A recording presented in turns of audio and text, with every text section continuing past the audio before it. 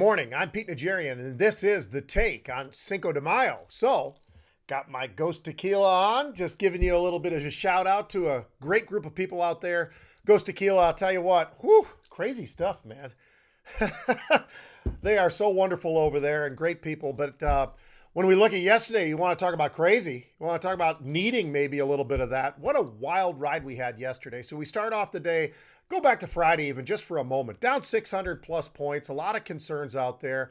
We come back in after the weekend, and because of some of the commentary from Warren Buffett and not putting out as much money and let's be honest, sitting on the same amount of money, if not more now, because selling all the airlines that they take a loss on, but the amount of cash that they're sitting on, and they didn't deploy any. And so that seemed to be one of the areas of the marketplace that certainly was pressuring on the markets throughout the day. And yesterday we were pressured by about 250, 300 points for the majority of the day.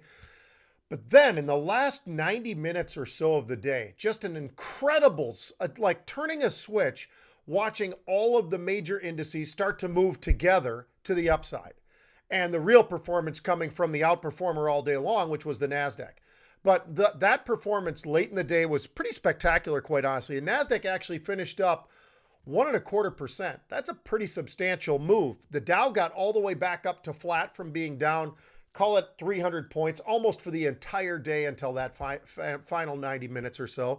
And the S&P actually was able to squeeze out up about 0.5%. Obviously, many of the NASDAQ stocks influencing that, so pulling the S&P as well. So a nice late day move in the markets, and finally almost like digesting what had occurred, digesting that the Oracle wasn't finding the right things, that he was going to put some of that investment capital towards.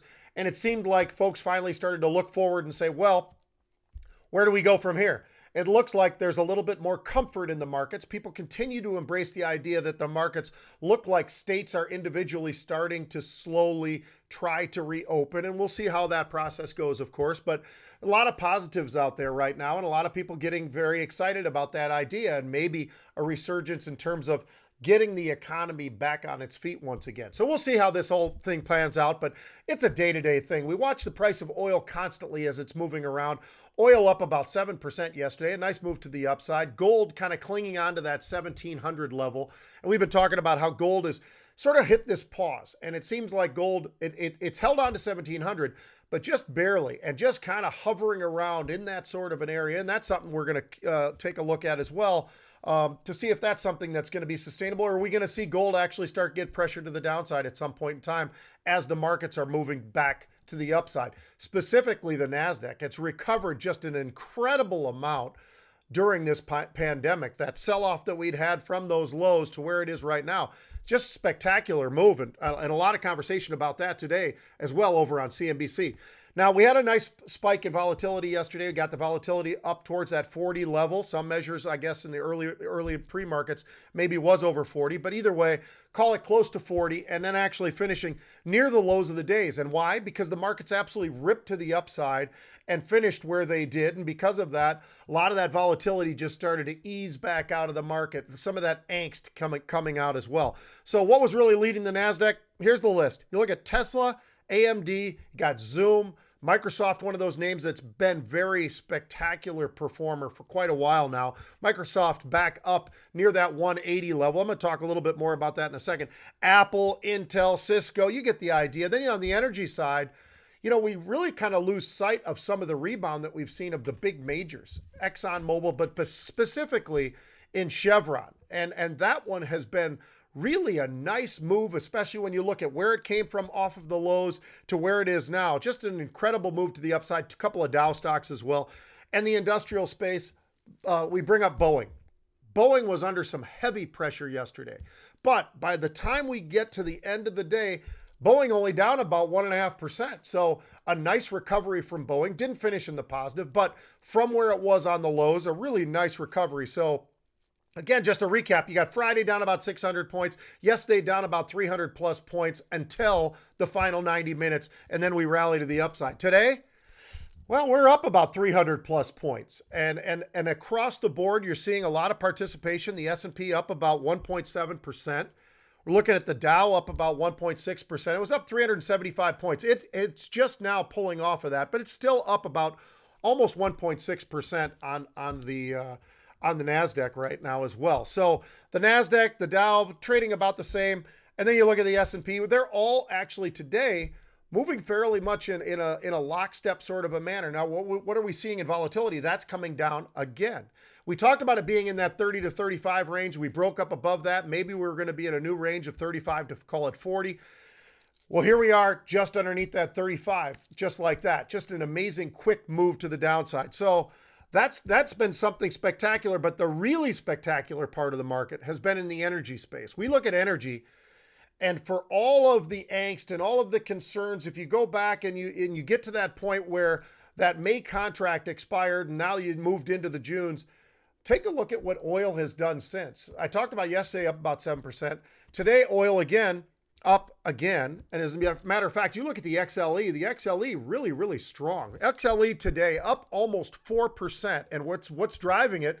The real biggies. This is not a beta type move in energy right now. You're getting the participation across the board. And Chevron, it's up another 3.5%. Exxon up like 3.7%. So you look at Chevron, where it was on the lows, and now where is it? That one really does stand out for me. I own that stock, I'm happy to say, but I'm impressed with what both of them earlier, they talked about.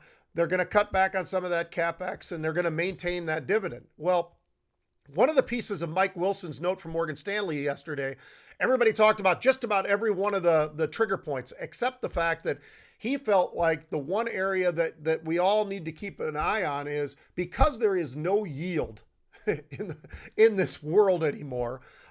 Mike Wilson talked about, hey, dividend payers and those with dividend yield are likely going to be outperforming. And you can sort of interpret that to mean, hey, look, where am I going to get yield anywhere else? And that you saw Apple yesterday, huge issuance. You look over at Starbucks, also raising capital and doing it. And it's amazing how easy this was for Starbucks, for Apple to get out there and get into what's been an extremely liquid market of late. This investment grade has been something really impressive. We talk about materials all the time.